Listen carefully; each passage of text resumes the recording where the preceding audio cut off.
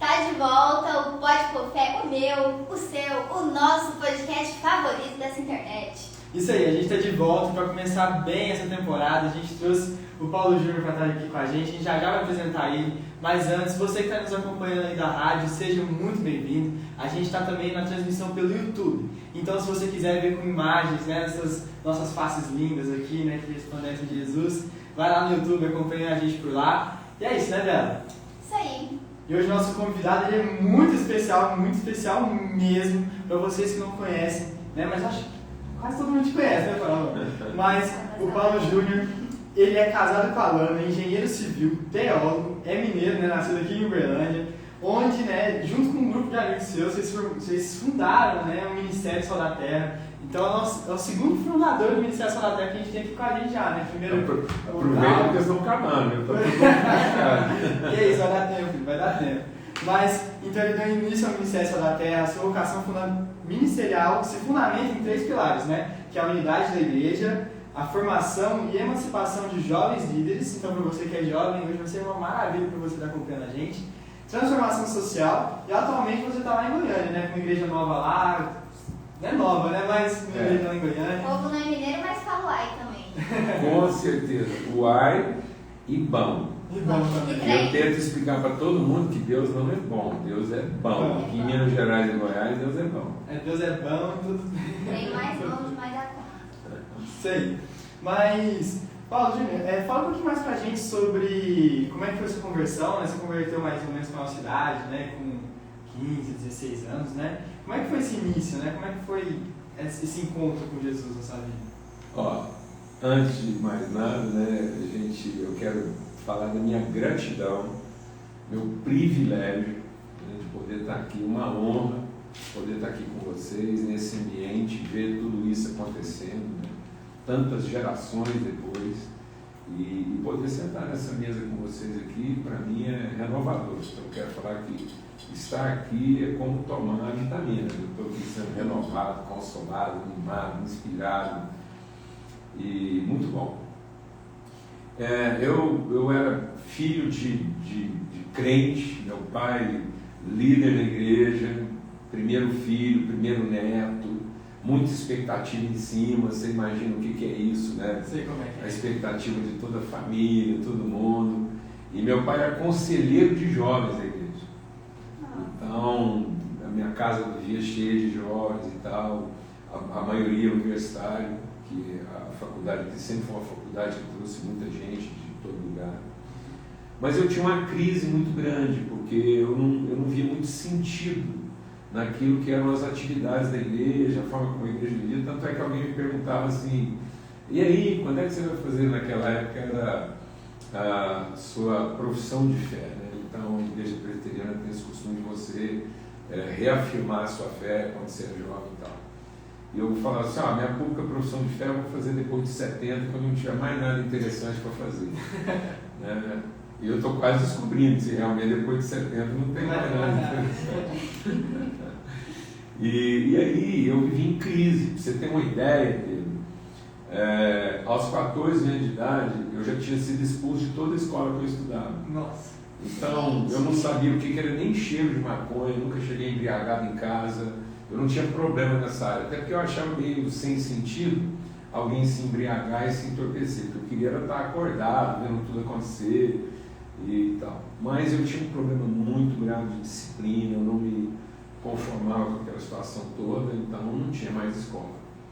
E eu me lembro que um diretor muito amigo do meu pai, amigo da família, eu lembro que ele foi lá visitar meu pai, eu trabalhava com meu pai nessa época na loja dele, e ele falou, Paulinho, não tem jeito, Paulo Júnior já não tem mais como a gente absorver na escola, então nós vamos passar para o turno noturno. Aí ele me colocava no turno noturno, que era um pessoal assim já mais velho, mais responsável, às vezes lá ele dá uma desacelerada. Mas isso foi mais ou menos em fevereiro, quando foi já final de março, ele foi de novo lá na loja do meu pai e falou assim, já bagunçou tudo lá, não teve jeito, então não foi eu vim te nada. avisar que a gente segura a onda do Paulo Júnior até julho, depois não vai ter como manter na escola. Não. Aí ele foi embora, meu pai ficou assim meio pensativo, à noite À tarde ele foi para casa, tal, pôs todo mundo para dormir, 2 irmãos mais novos, minha mãe, porque eu acho que nem minha mãe ia aguentar a conversa que ele queria ter comigo. Aí nós sentamos na sala, eu tenho essa cena viva na minha cabeça, e ele falou assim: bom, eu tenho mais 2 filhos para criar, são seus irmãos, eu tenho que saber repartir meu tempo com eles com justiça, e já percebi que você não quer minha educação, você não quer o que eu tenho para te entregar. Então, é o seguinte, você tem 2 meses para resolver onde você quer viver. Aí você fala para mim onde é que você quer viver, e o que eu gasto para você aqui em casa, eu mando para você poder viver onde você quiser lá, e você se vira, mas aqui em casa você não vai morar mais não. Nossa. Então, até final de junho, mais ou menos, é o seu prazo. Isso com quantos anos? 14. E eu sabia que ele estava falando sério, porque meu pai ficou órfão com 13 anos de idade. Então ele sabia o que era encarar a vida dessa forma. Eu levei a sério, e aí aconteceu uma situação sobrenatural. Na Semana Santa, um grupo de jovens de Goiânia veio visitar a nossa igreja de Uberlândia. E Goiânia, naquela época, Goiânia e Belo Horizonte, estavam vivendo um avivamento espiritual jovem, uma coisa assim, que estava afetando o Brasil inteiro, em termos de juventude um pouco mais nova, né?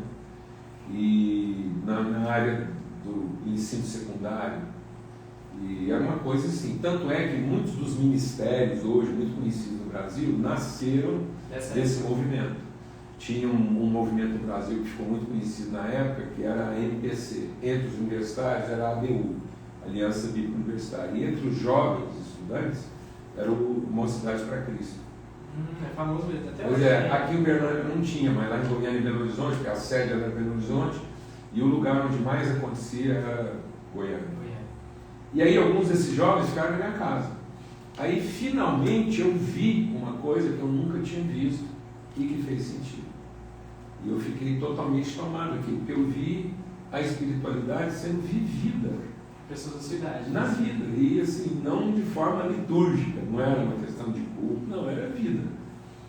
E aí eles foram embora, e algumas semanas depois eu pedi para o meu pai e para minha mãe para ir lá para Goiânia. Eu queria passar um final de semana. Para ver como é que era o negócio lá. 14 anos de idade, eles me enfiaram no ônibus, quem assistiu Os Filhos de Francisco. Eu disse naquela rodoviária do filme lá, né? Sozinho, assim? Lá no setor oeste de Goiânia. Você pensa bem, eu com 14 anos, eles me enfiaram no ônibus sozinho, não tinha celular, e não tinha carta, levava uma semana para chegar. Nossa. E eles me colocaram dentro de um ônibus, meia-noite, para mim chegar lá às 6 horas da manhã para ser recebido por 2 jovens de 17 anos de idade. E eu fui. Então você pode ver que meus pais estavam realmente assim. Eu lembro uma vez passar no quarto e eu vi minha mãe orando. E minha mãe orou assim, eu lembro dessa oração dela, porque eu passava na porta do quarto dele, ela falou assim: ô Deus, já percebi que o Paulo Júnior não vai servir para muita coisa, para quase nada. Então, se ele servir para o Senhor, o Senhor pode usar ele do jeito que quiser. Essa foi forte, hein? Rapaz, e aí eu fui parar lá em Goiânia. E eu cheguei lá na sexta-feira, estava acontecendo uma reunião de jovens no terraço de uma casa, de um dos presbíteros mais tradicionais do Brasil. Ele era muito tradicional, ele era conhecido assim num grupo assim bem... Mas ele não sabia que o chapéu dele estava pegando fogo, porque no terraço, na casa dele, estava acontecendo uma reunião lá de jovens inflamada. E aí eu entrei lá, nessa reunião, era um terraço, tinha uma sacada. A hora que eu sentei na reunião, eu não sei o que estava sendo pregado, não sabia de nada. Naquela época a gente não estava preocupado em dar nome para nada. Né? E aí comecei a chorar. Um quebrantamento assim que, meu Deus. Aí um amigo que tinha me hospedado me levou no terraço, me acalmar, me levou de volta para a reunião. Eu saía do terraço, eu acalmava, voltava para a reunião, chorava. Chorava de novo, voltava para lá. Lá para a quarta vez ele falou assim: Paulinho, eu acho que Deus está falando com você, vamos embora. Eu falei: vamos, que eu não vou dar conta de ficar aqui não. Eu fui da casa dele, da casa que estava acontecendo a reunião, que era no centro de Goiânia, lá em Vila Nova, que tinha até rua de terra. E eu fui chorando dentro do ônibus coletivo, desde o local da reunião até na casa dele. Uma casa muito simples, tão simples que não tinha porta. Aquelas casas antigas, simples, que em vez de porta tinha uma cortina. E aí ele me colocou para deitar e falou assim, olha, eu estou aqui, Deus está falando com você, ouve Deus, se você precisar de mim de noite, aí você... E aí eu passei a noite inteira chorando, acordei de manhã, assim, levantei também, dormi. E ele falou, ei, o que você quer fazer? Eu falei, isso era sábado de manhã, eu tinha ido lá para ficar até domingo.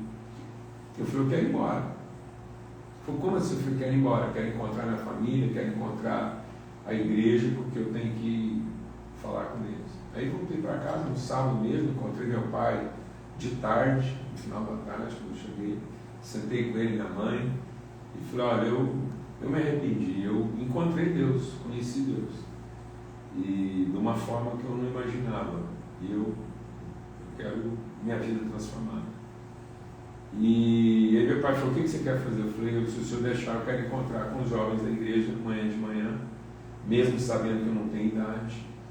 Mas eu causei muito problema para o senhor, para eles, eu compliquei sua vida como conselheiro, e se o senhor me der a oportunidade, ele ficou assim meio apreensivo o que eu ia falar. Mas aí ele me colocou lá, era uma reunião que acontecia logo depois da escola dominical. E aí foi isso. Eu cheguei lá, confessei, falei que tive um encontro pessoal com Deus, minha vida foi transformada e que agora eu queria que minha vida servisse para o Senhor. Pedi perdão para todo mundo e falei, eu não tenho idade, mas se vocês me aceitarem aqui, eu quero andar com vocês. E foi isso. A partir daí foi transformação atrás de transformação até hoje. Isso fazem 50 anos. Então, o ano passado fez 50 anos, foi meu jubileu de vida transformada. Estou vivendo uma nova fase da minha vida depois de um jubileu de transformação. Nossa.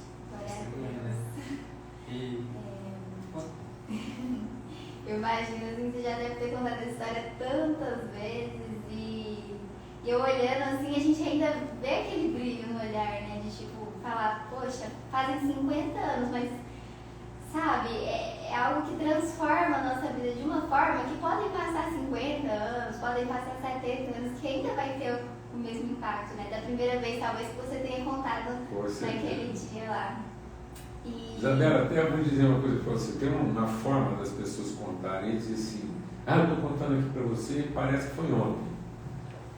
Eu acho que isso não traduz o verdadeiro sentido espiritual do que isso significa.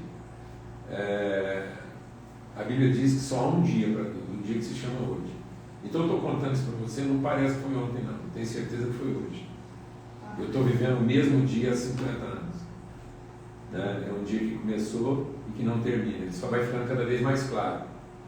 Então, eu saí de uma escuridão, fui iluminado, e depois de 50 anos eu estou chegando perto do meio-dia, quando a luz brilha de maneira tão intensa que não tem mais sombra, não vai ficar nem mais claro nem mais escuro.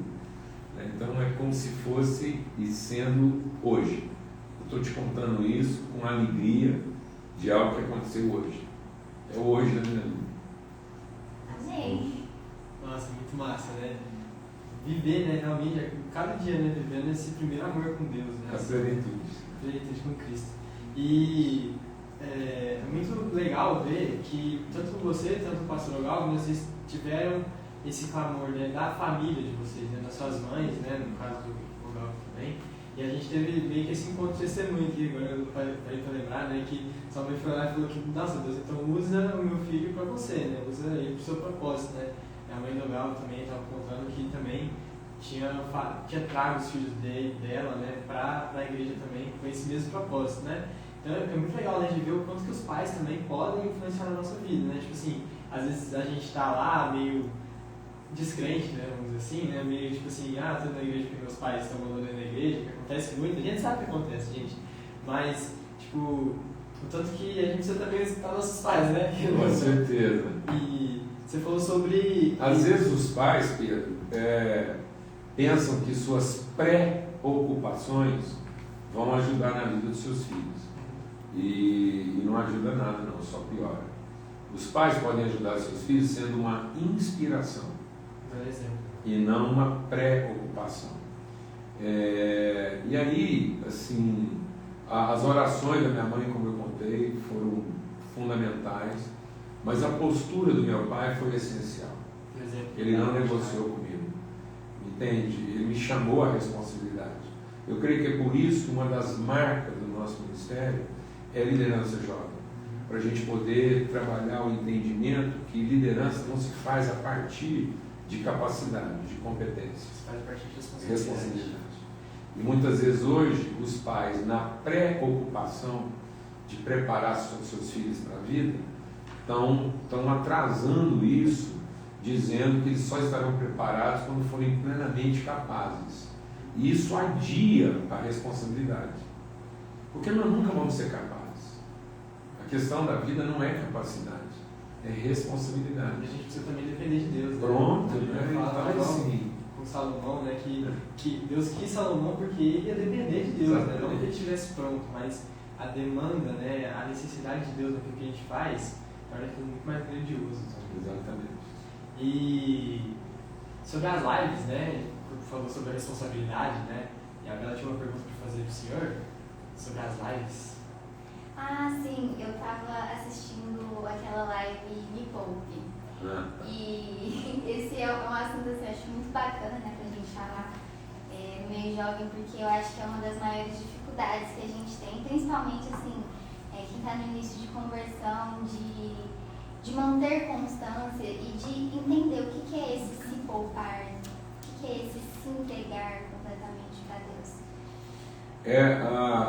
A gente vive uma cultura de poupança, né? A preocupação com o futuro levou as pessoas a poupar para eventuais problemas.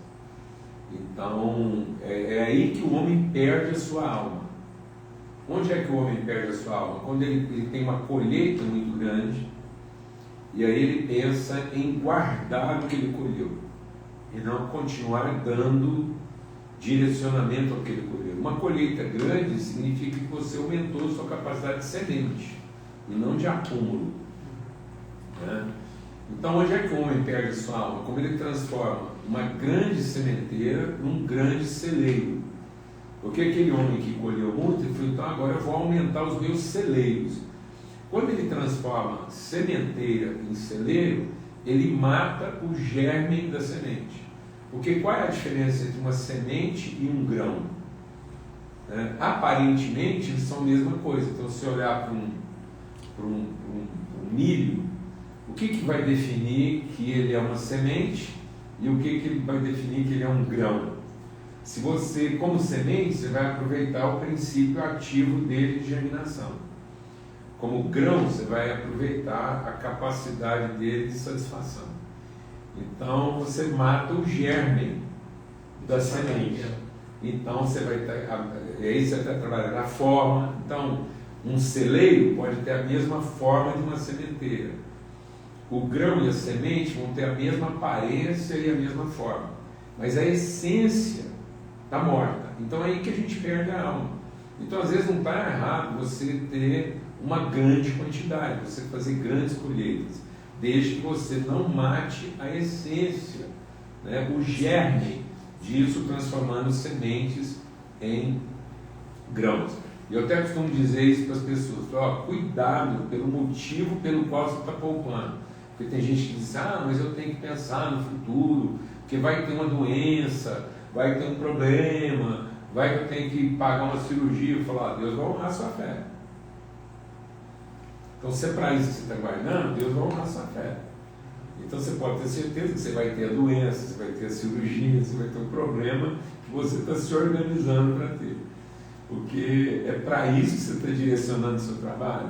Ou você está direcionando o seu trabalho para ter sempre semente. Então, quem tem a semente, tem o grão. Quem tem o grão, não tem a semente. Então, trabalhe para ter sementes, você vai ter o grão. Se precisar para cirurgia, se precisar para problema, você tem o grão. Essa plantação está ali, né? Pronto, e ela é produtiva. Mas não trabalhe pensando em grão, porque você matou a semente. Mas trabalhe sempre para ter semente, porque você sempre também vai ter o grão. Então, essa preocupação com o futuro acaba fazendo com que a colheita deixe de ser farta de sementes, porque nós estamos preocupados em encher celeiros. Às vezes a gente, até trazendo isso para uma visão mais igreja, né, vamos dizer assim, de igreja de local, né, no caso.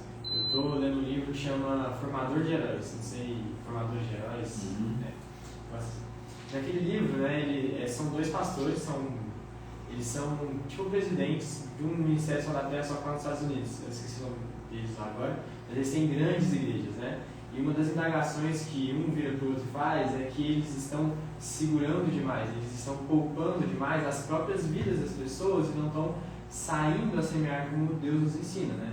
Às vezes a gente pode até ver, sei lá, nossa igreja está cheia, né? Mas talvez a gente não tenha semeado no sentido de também aumentar a nossa colheita, né? A gente no Ministério da Terra tem muito esse princípio de novas igrejas, né? De plantação de igreja. Responsabilidade, né? Porque às vezes as igrejas estão cheias de grãos. E não de sementes. De pessoas que demandam consumo. Então às vezes você aumenta o número de pessoas e consequentemente você aumenta a demanda. E não a produtividade. Entendeu? Porque você começa a aumentar uma demanda. As pessoas que estão ali estão sempre carentes, sempre exigindo mais, e a responsabilidade delas está adiada. Isso é tão grave no Brasil, Pedro, que o Brasil hoje é o país com maior velocidade de envelhecimento da história da humanidade. O Brasil vai envelhecer em 20 anos o que a França levou 200. Porque o Brasil combinou duas coisas. Ele aumentou a longevidade, ou seja, ele aumentou a expectativa de vida com duração, né? Mas com medo de futuro, ele diminuiu a sua taxa de fecundidade, de natalidade. Então, o Brasil hoje, ele não é a menor taxa de natalidade ainda, mas ele é a maior velocidade de redução da taxa de natalidade. Então, tem alguns países que já têm uma taxa de natalidade menor, mas nós estamos caminhando muito rapidamente para ser o recordista disso. Então, eu estou sempre repetindo isso aqui nos nossos encontros, que é bom vocês entenderem isso. Né? Por quê? Porque hoje o Brasil já vai viver em menos de 10 anos uma população majoritariamente maior de 60 e minoritariamente menor de 30. Força de trabalho, né? Tá vendo? Então, a capacidade maior de fecundação, o homem está pleno para fecundar, para gerar, para conceber, na faixa dos 20 e poucos anos. E hoje, né, ninguém está pensando em gerar e conceber nessa faixa. Então, nós estamos, não só nós estamos reduzindo, como nós estamos piorando a qualidade dos nascidos, porque quanto mais velho a pessoa vai se tornando, mais ele tem dificuldades na fecundação, maior o risco dele gerar pessoas com algum tipo de anomalia ou dificuldade.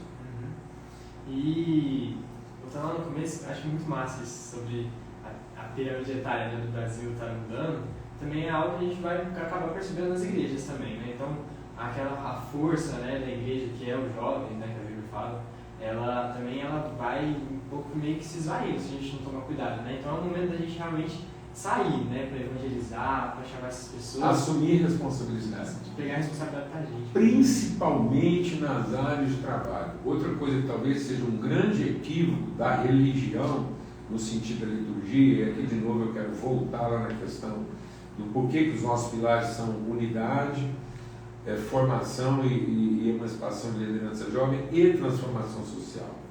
Porque quando você aumenta demais o contingente de pessoas para serem apenas cuidadas, né, uma reunião de grãos, então você tem que aumentar a sua capacidade de serviço com a própria igreja, em vez de emancipar líderes para a comunidade.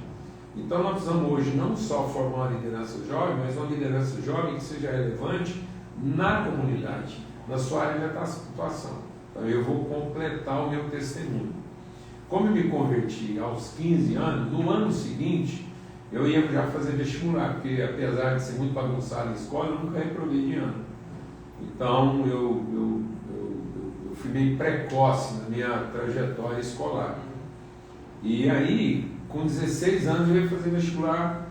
E aí eu fiquei com um dilema. Agora que eu estou crente, pilhado, pegando fogo, o que vinha na minha cabeça? Eu tenho que ir lá fazer um seminário. Mas o sonho era fazer engenharia.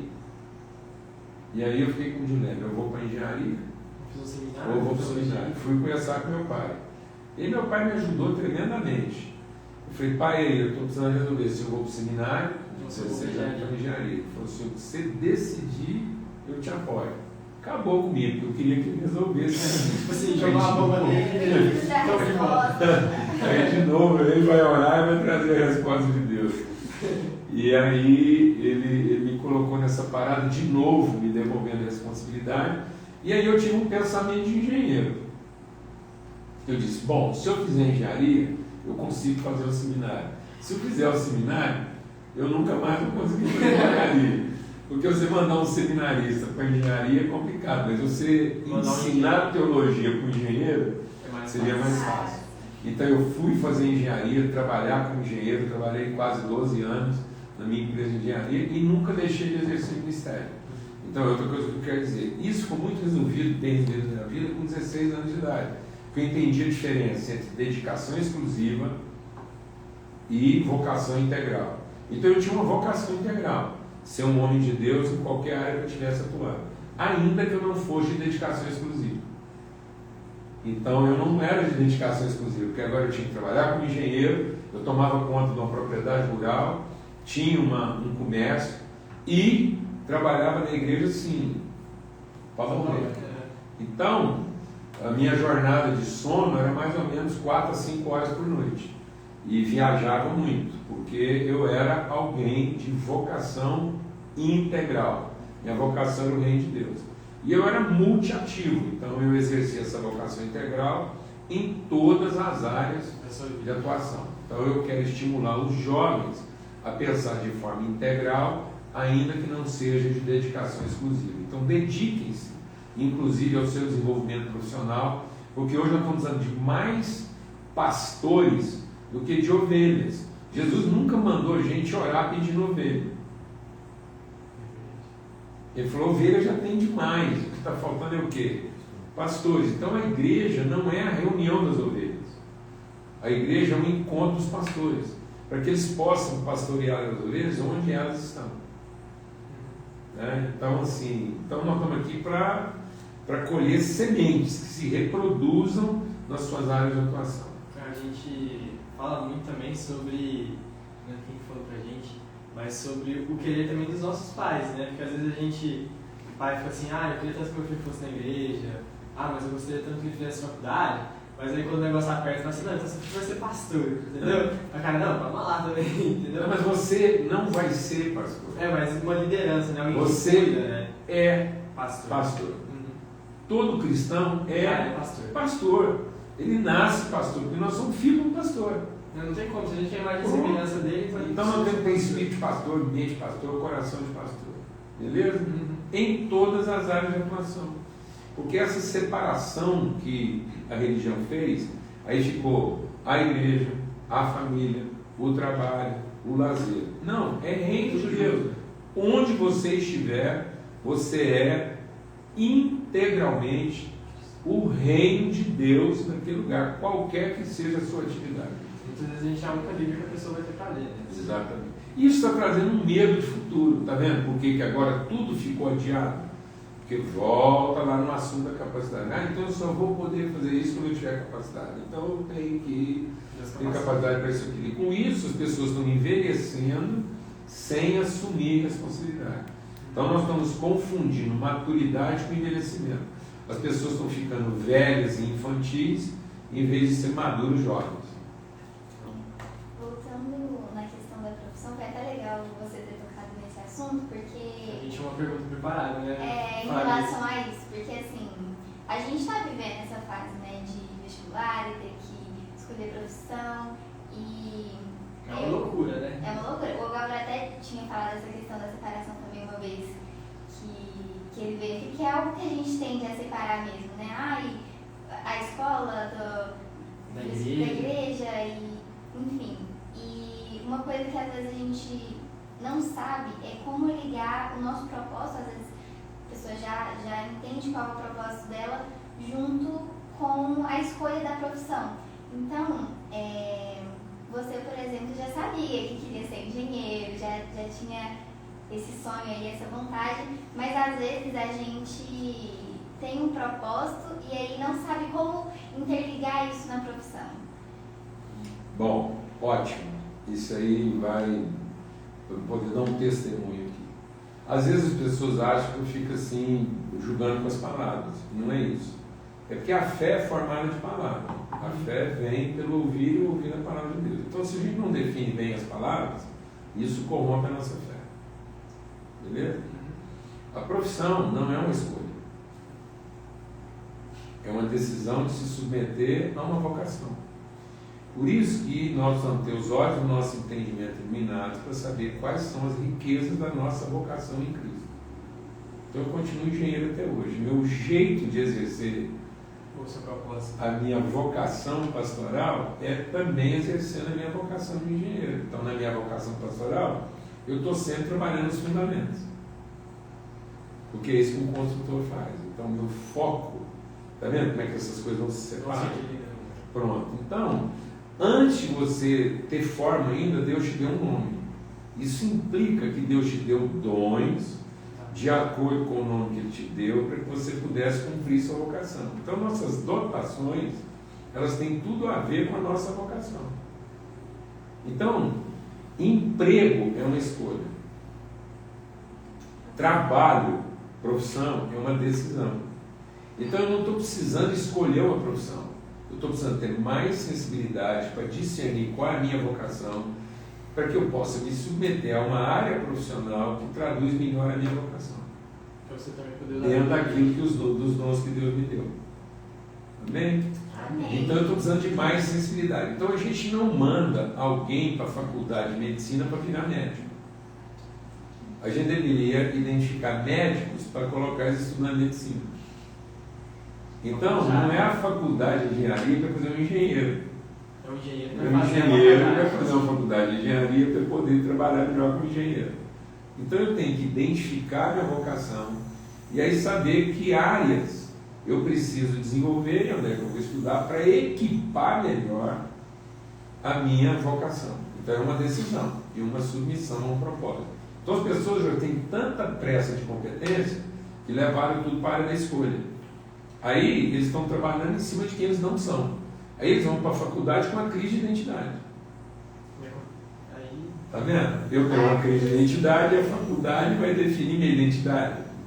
Não, a sua identidade vai definir qual faculdade você vai fazer. Porque é facultativo. Faculdade é uma facultação.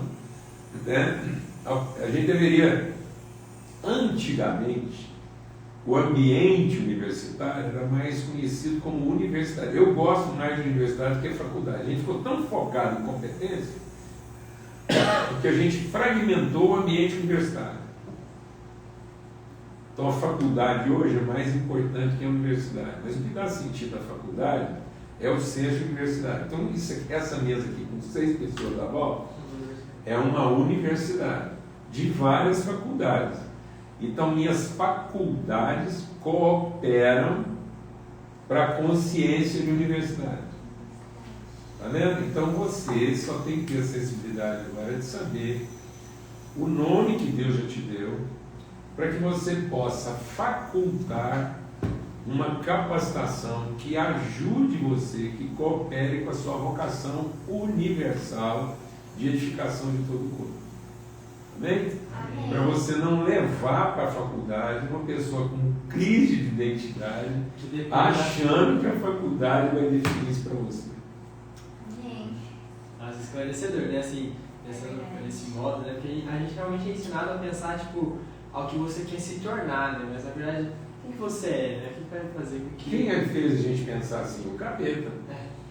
Porque Deus já nos abençoou para ser exatamente aquilo que Ele nos fez para ser. Aí o capeta falou, não, faça alguma coisa que vai te tornar quem você não é, você chegar onde você quer. Então hoje que é a ideia da formação profissional, eu tenho que fazer alguma coisa, o capeta vai me tornar a pessoa que eu ainda não sou, para eu poder chegar onde eu quero.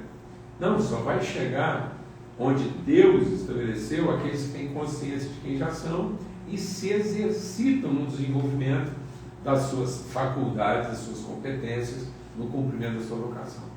Eu posso abusar um pouquinho do tempo aqui para traduzir de maneira um pouco mais prática, porque eu acho que o que eu vou falar aqui, porque muita gente fala assim, mas isso é meio complicado na prática, como é que eu vou saber então? Muito bom esse tempo. Tá bom? Então eu vou dar uma dica prática aqui. Isso não é que toda vez que eu tenho que rezar uma missa aqui para uma coisa prática, porque o pessoal tem tendência de tornar às vezes uma orientação prática num dogma. Aí acabou, você matou o sentido. Então é o seguinte, na prática, para te ajudar, faz uma lista de todos os apelidos que os seus relacionamentos te dão. Certo? Então você faz uma lista lá de 15, 20, tudo que você conseguir listar, pensar. Que tipo de nome as pessoas me atribuem? Beleza? Fazendo sentido para vocês? Ah, seja atencioso, seja jeitoso, seja cuidadoso, seja paciente. Quem a gente é, as pessoas acabam vendo, né? Tá vendo? Então, essas pessoas, se você tivesse mais sensibilidade em vez de ansiedade, você veria mais fácil. Pronto, já está mais ou menos definido em que área você atua. Ainda que você eventualmente não conseguisse fazer uma faculdade. Então eu posso ter alguém atuando na área da saúde e o fato de às vezes ele não ter conseguido fazer uma faculdade não é um impedimento, é só uma dificuldade. Beleza? Então alguém pode ter uma dificuldade no exercício da sua vocação, mas nunca um impedimento. Você fez a lista lá, 15, 20, não cansa não. Depois você pega essa lista e tenta resumir ela em 10. Você vai ver que dá para resumir. Ó, esse nome aqui parece com esse, dá para juntar. Pronto? Então uma lista de 20 vai cair para 10. Depois, com um pouquinho mais de esforço, você vai perceber que os 10 dá para reduzir em 2 ou 3. Esses 2 ou 3. Pronto. Você está muito pertinho de saber qual a sua vocação. Porque as pessoas já testemunham disso. Eles sabem que você vai viver, tipo assim. Pronto. Às vezes a gente não enxerga, mas as pessoas só você já sabem. E aí pela boca de 2 ou 3 testemunhas a verdade é estabelecida. Então, com um pouquinho de esforço, dá para você, meditando, buscando a direção de Deus, encontrar 2 ou 3 testemunhas que já dizem quem você é. Beleza? Que isso. Vou fazer isso, viu? Pronto. Eu vou fazer isso, eu vou falar assim, ó, olha aqui. Porque ajuda, porque a família, as pessoas à nossa volta testemunham isso. Certo? Então, muitas vezes, o testemunho a respeito da minha identidade, ele quase que obrigatoriamente tem que vir de alguém que não seja eu mesmo. A própria psicologia orienta isso. Porque eu falar de mim mesmo alguma coisa pode estar sendo traduzida a minha carência, minha cobiça, minha ambição, minha presunção. Como é que eu vou saber que eu sou paciente se alguém que é capaz de me irritar não falar que eu sou paciente? Então só alguém que tem a capacidade de me irritar falando que eu sou paciente, eu mesmo acreditar que eu sou paciente. Mas eu falar que eu sou paciente é suspeito. É, porque aí às vezes não testemunha isso, mas nessa Às vezes é a minha melhor mentira. A gente tem até uma visão meio deturpada de nós mesmos. Tá bom? E falando sobre as universidades, né? Para de usar o termo faculdade, faz mais sentido universidade mesmo. E a gente falou sobre avivamento, né? Que você viveu, né? Quando você foi para Goiânia, e vocês também como jovens na Sala da Terra. A gente teve o caso lá da Asbury, né? Se não estou enganado. Está tendo, né? Está tendo, né? Continuam lá. Que é o avivamento que está acontecendo nas universidades dos Estados Unidos, né? Ele se espalhou em algumas universidades já. E a gente tem também o quesito Europa, né? Falando assim de tempos que estão vivendo agora, né? A gente tem os Estados Unidos vivendo um avivamento dentro das universidades, nos jovens. O Brasil com uma promessa de avivamento, né? Que o próprio João Paulo, né? Do Céu na Terra, fala muito sobre isso, sobre esse avivamento que é prometido para o Brasil, né? Esse celeiro de missionários, né, que eles falam. E também a gente recebeu alguns jovens da Inglaterra, eu disse tanto meu pai sobre a Inglaterra e tal. Exato. E a gente recebeu alguns jovens da Inglaterra aqui e também vendo missionários que são de lá, falam de lá sobre uma Europa pós-cristã, né? Que já é o termo que eles utilizam lá, não os missionários, mas as pessoas. Mas eu queria perguntar sobre o Brasil. Tipo, os nossos jovens, né? Nós, como adolescentes, como jovens, eu tenho uma visão muito clara para mim de uma falta de testemunho nosso. Não uma falta de responsabilidade, sabe? Igual você falou, de querer poupar, nos poupar demais, às vezes de responsabilidades, de momentos, de situações que a gente precisa mostrar a Cristo. E acaba que a gente, igual você falou na aula de ontem, né?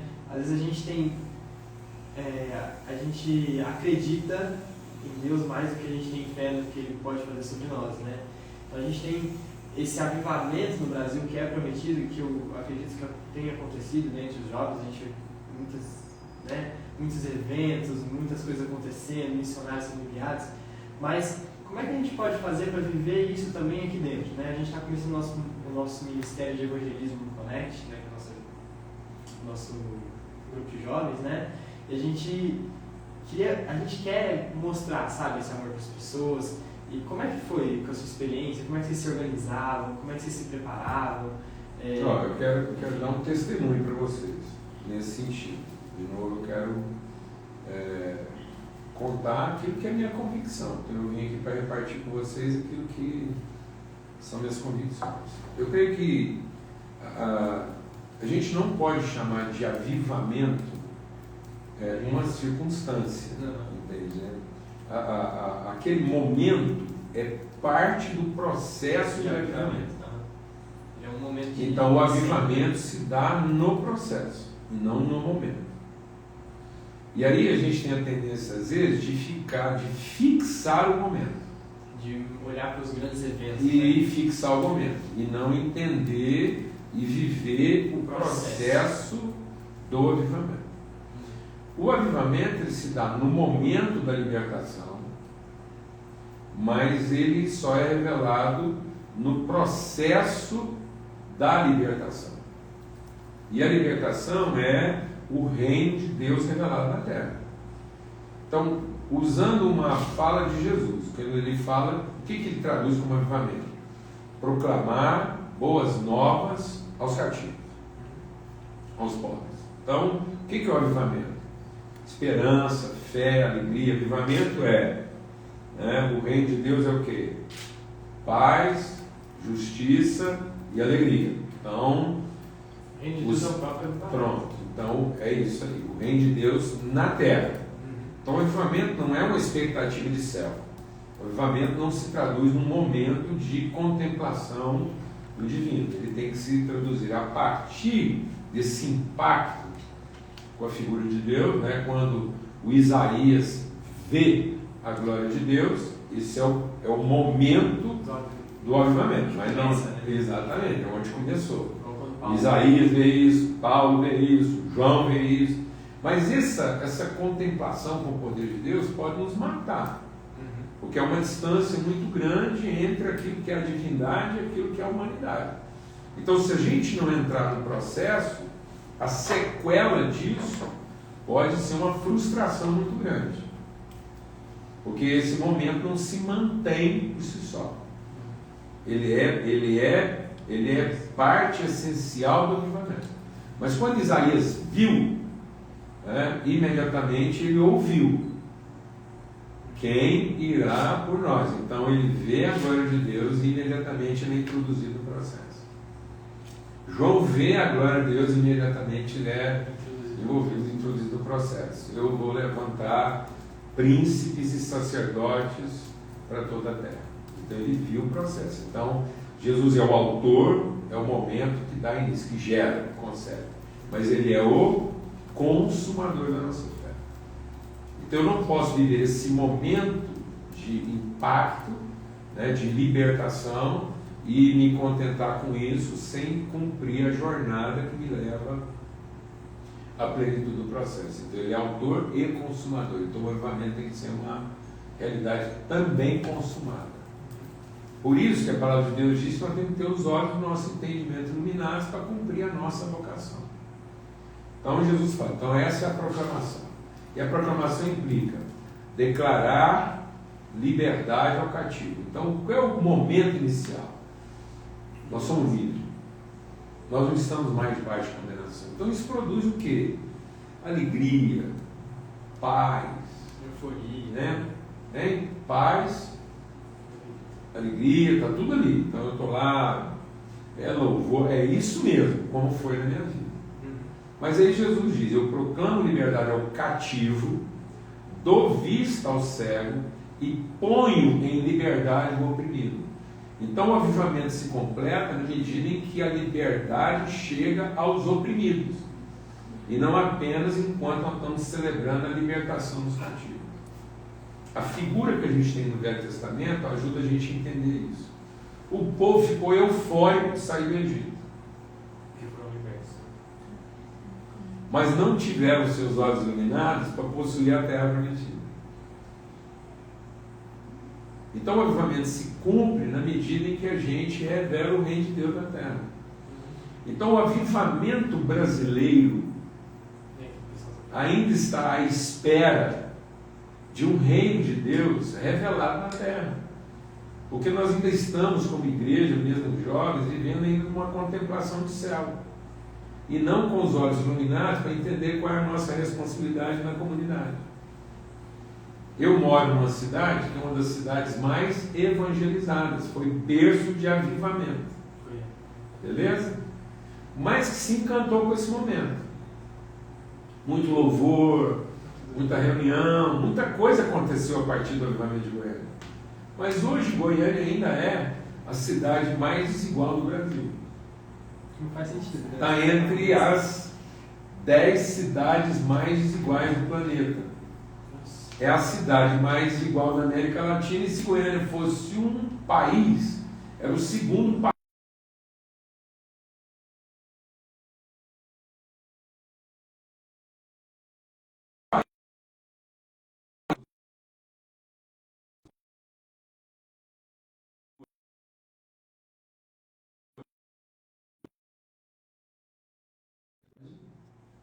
Responsabilidade de liderança jovem e transformação da comunidade. Então o avivamento cumpre o seu propósito quando ele efetivamente transforma a comunidade e revela o reino de Deus na terra.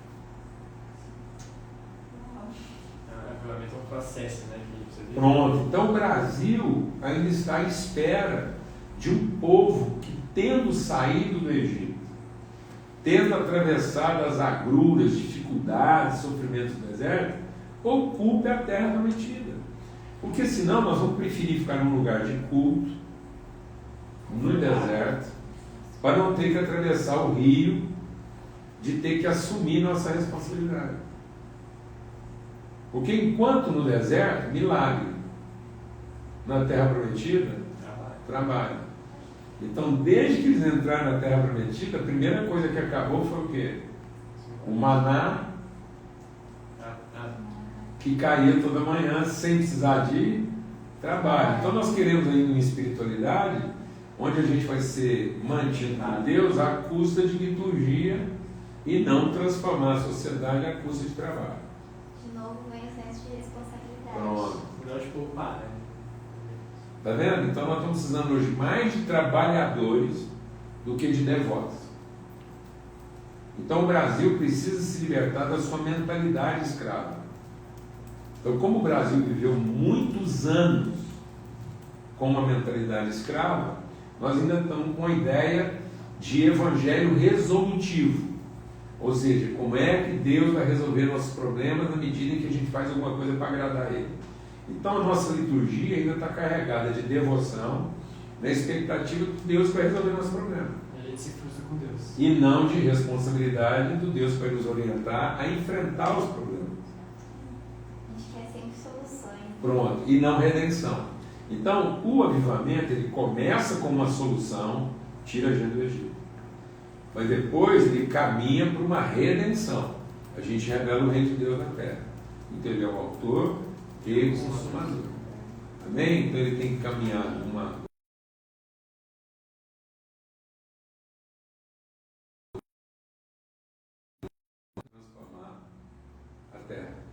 Então, eu creio que o jovem brasileiro ainda precisa parar de pensar de forma resolutiva. Porque senão ele vai sempre procurar um lugar melhor para a sua liturgia. 70% da juventude hoje, na faixa etária de vocês, está pensando em ir embora do Brasil. Então, tá vendo? Às vezes não está pensando em cima de uma vocação, mas de uma solução.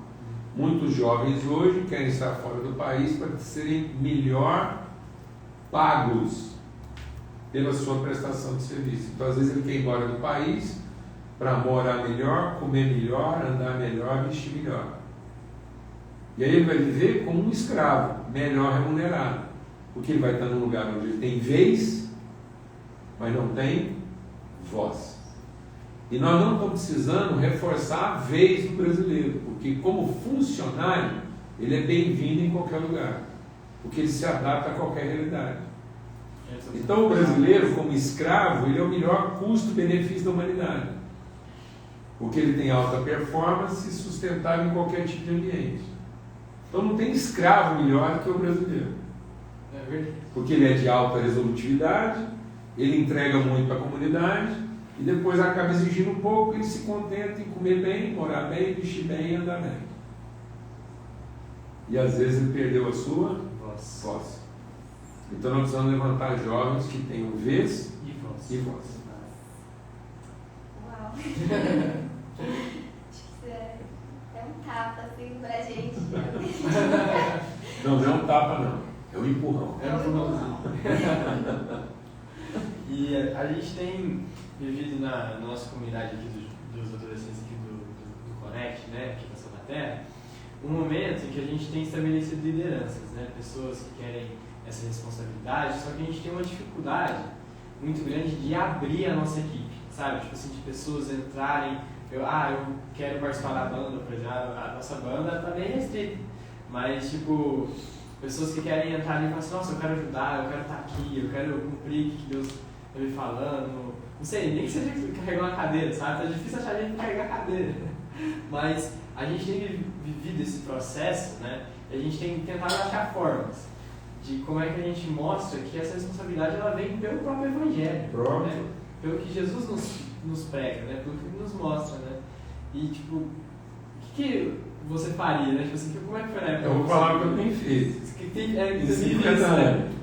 É o seguinte, Pedro, a fé é a certeza das coisas que ainda não se vê. A fé não é para fazer bem feito o que já foi feito. A fé é para ter coragem de fazer mal feito o que ainda não foi feito. E nós estamos trazendo um nível de desempenho que só quem faz bem feito. Aí você não está tendo filhos assumindo a responsabilidade. Aí não dá continuidade. Você está remunerando funcionários que fazem bem feito. O que nós podemos ensinar de melhor para a nossa juventude é a superação do medo. Então o que um líder jovem pode entregar de melhor para a comunidade dele? É que ele enfrentou seus próprios medos em favor dos outros. Então eu prefiro ter alguém fazendo um pouco mal feito, mas enfrentando seus próprios medos para assumir a responsabilidade, do que alguém seguro que está fazendo bem feito à espera do reconhecimento disso. Pronto! Então nós não estamos aqui para produzir reconhecimento de quem fez bem feito. Nós estamos aqui para dar sustentação e suporte para quem tem a coragem de fazer, mesmo não sendo ainda tão bem feito, mas ele assumiu a responsabilidade. Amém? Então é isso. Então às vezes o louvor vai sofrer um déficit, não tem problema. Mas nós vamos estar fazendo louvor, a partir daí vai ser adoração, não vai ser só louvor, porque nós estamos fazendo a partir de gente que está enfrentando o medo dele. Não é assim que o pai faz com o filho? Você não acha bonitinho um desenho mal feito? É verdade. Hã? É verdade. Só o pai vê graça naquele desenho lá e consegue ver significado daquele. O meu neto hoje faz um desenho e é uma baleia, é o tubarão, que ele mais gosta de desenhar é baleia e tubarão. Então, todo mundo que ama ele vê um tubarão, vê uma baleia. Amém? Amém. Porque a gente empresta nossa fé em favor da fé dele. A gente não rasga aquilo à espera de que ele consiga fazer bem feito. Porque o dia que ele for reconhecido que ele fez bem feito, a primeira coisa que ele vai exigir é salário. E não mais responsabilidade. Então é sobre fazer o que tem que ser feito. Pronto. E de coração. Fazer tudo que vier à mão para ser feito, de todo o coração, com todas as suas forças e de todo o seu entendimento. E o que ficar mal feito, nós estamos aqui para segurar a onda, para incentivar, para dar um apoio, para arrumar, para corrigir. Aí a gente corta o que compromete e dá uma ajeitada no que constrange. Isso aí. Acho que agora a gente está nos minutinhos finais. Gente. Pode falar mais alto aí. Pelo celular. Não, mas- Que saiu o áudio aqui. Realmente, né? E começando às vezes esse empurrãozinho, né, que você falou, de falar assim, não, vai lá e faz, né? Tipo assim, tenta. Aquilo que a pessoa precisa, tipo assim, às vezes para vencer o medo dela, ela precisa que alguém coloque a própria esperança, né? Ter fé. Não, eu até vou falar uma coisa para você, Pedro. Eu vou falar agora para os mais velhos. Porque eu creio que tem um tanto de gente aí acompanhando a gente online. Aí.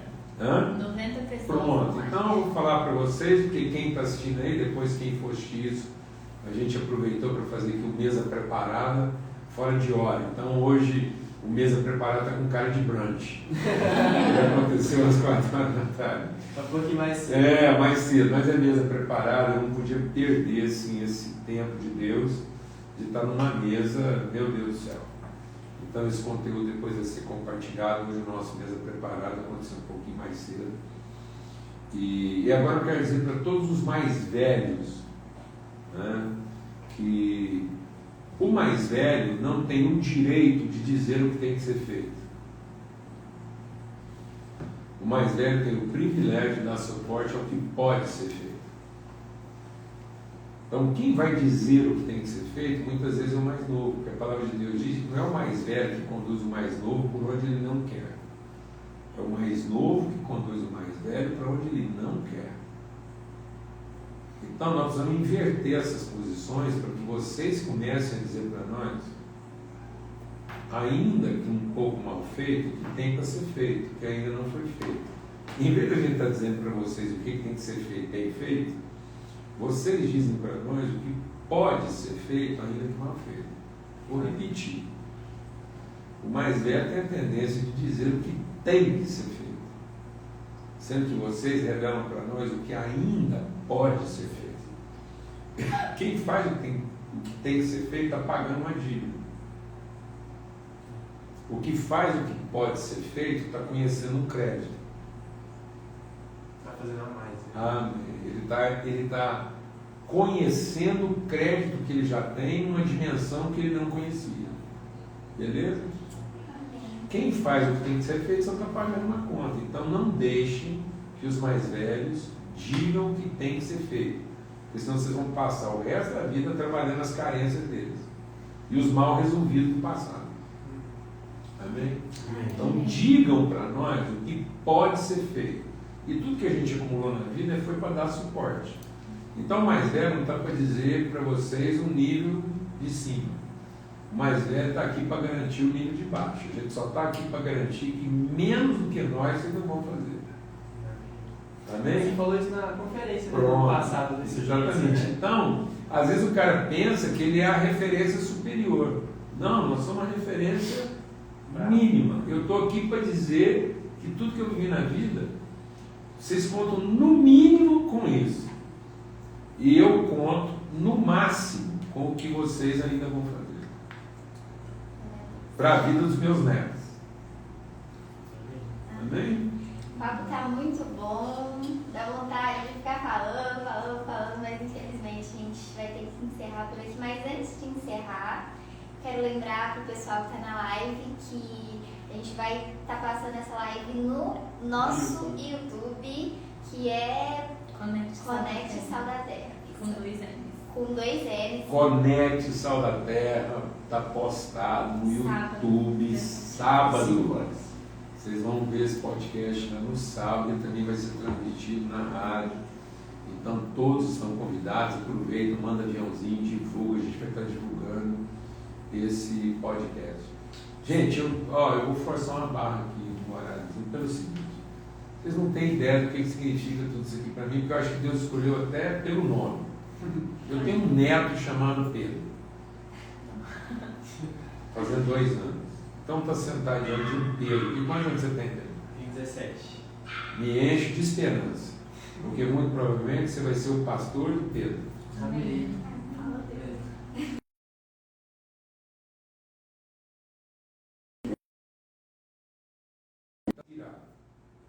Amém? Então você na minha vida aqui é inspiração. E você chama Isabela. E eu tenho uma filha chamada Isabel. E a Isabel veio à luz debaixo de muita tribulação, uma gravidez improvável, e houve tentativa de abortar a Bebel muitas vezes. Mas ela venceu. E por isso que ela chama Isabel, porque Isabel quer dizer satisfação de Deus. Deus está contente. Então Deus está contente com você, seu nome é Isabel, você quer dizer contentamento. Então, se Ele representa esperança, você representa consolo, porque eu vejo que Deus continua parindo Isabel. Então é um mundo de Isabéis e Pedros e de tantos outros para continuar. É Isabela, mas vai pela ordem. Isabelas, Isabéis. Exatamente. Elizabeth, você sabia que é a mesma raiz do nome Elizabeth? É a mesma origem, né? E representa contentamento de Deus. Então eu estou aqui diante de um testemunho de esperança e de consolo. Estar entre vocês me renova a esperança e me consola.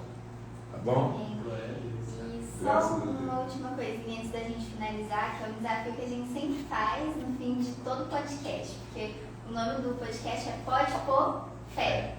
Mas a gente desafia os nossos convidados a Montar uma frase com pode pôr, Fé. aí alguma coisa. Tipo assim, pode pôr fé que entendeu? Então tá bom. Que você receba hoje esse pó de fé. Que esse pó de fé caia sobre a sua cabeça, e dele você faça chá, você faça suco, você faça de tudo. Você faça vitamina, e hoje você tenha recebido um ingrediente, um nutriente essencial da sua vida, que se misture a tudo, que faça parte. Então que hoje você tenha recebido uma porção inesgotável de pó de fé na sua vida, e que você ponha esse pó em tudo. Esse aí você pode até cheirar. Você pode. Esse é o pó que pode Esse pode. E eu acho que todo mundo aqui tem maturidade para receber isso sem problema. Esse aí dá para beber, dá para passar na cabeça, dá para vitamina, pomada, qualquer coisa, tá bom? Então que esse pó de fé esteja em você, sobre você e através de você. Amém. Nossa produção até mandou aqui, pode pôr fé na mesa preparada. Tá vendo? Então que a nossa mesa preparada hoje seja toda servida com bolo de pó de fé, chá de pó de fé, suco de pó de fé, tudo isso aí, tá bom? Amém. Lembrando que vai estar lá disponível no YouTube, depois com áudio melhor, então não deixem de reassistir essa live, que foi um momento aí que teve muito a nos ensinar, então eu creio que quem estiver assistindo aí também foi muito ensinado. Então a gente fica até meio calado, né? Tipo assim, caraca, tipo assim, é muito blow my mind. Tipo assim, caraca, muito louco. Mas é isso aí, a gente vai ter com a live lá, 5 horas no sábado, não percam, vai ser maravilhoso. Rever, eu vou estar revendo minha própria casa, me vendo, falando de novo.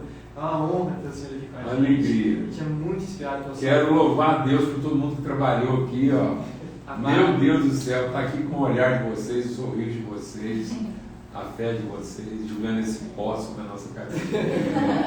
Ó, lembrando que a gente tem também o nosso Instagram, depois quem quiser conhecer mais, né, do nosso trabalho, é @conect com 2 L's, Sal da Terra. Isso aí. E você que tá vendo o Conect, às vezes não segue o Paulo Júnior, assim, por que você não tá seguindo o cara? Mas enfim, Não, eu já estou aqui confessando meu arrependimento, estou acabando de saber do Instagram, já ganhou um seguidor hoje. Mas segue o Paulo Júnior lá, as palavras que ele posta, a vida dele, realmente o exemplo que ele tem dado, tanto para a nossa geração, tanto para a geração dele, é maravilhoso. Queria até te parabenizar, né, por tudo que você tem feito, né, tudo que o Senhor tem servido a Jesus. te agradecer por ter aceitado esse convite meio rápido, né? Mas ainda bem que deu tudo certo. Glória a Deus, Senhor. Valeu. Espero que a gente tenha mais oportunidades de se reunir, de estar juntos, de estar nessa mesa preparada. Certo, gente. Então, pra gente poder finalizar, a gente tem Connect daqui a pouco, no sábado, às 19h30, na Avenida Marcos Freitas Costa, 553. Isso aí. Na Avenida Marcos Freitas Costa, 553. A gente está te esperando. Dá tempo pra você tomar banho, arrumar e vir pra igreja ainda no sábado, 7h30, tá bom? Vem com a gente vai falar sobre caminho, vai falar um pouquinho mais sobre o dia a dia, da não necessidade desses grandes eventos para que a nossa fé possa continuar. Então venha com a gente, vai ser muito bom pra gente poder continuar esse papo que a gente teve hoje, viu? A gente te espera lá. E é isso, gente. Então, até mais.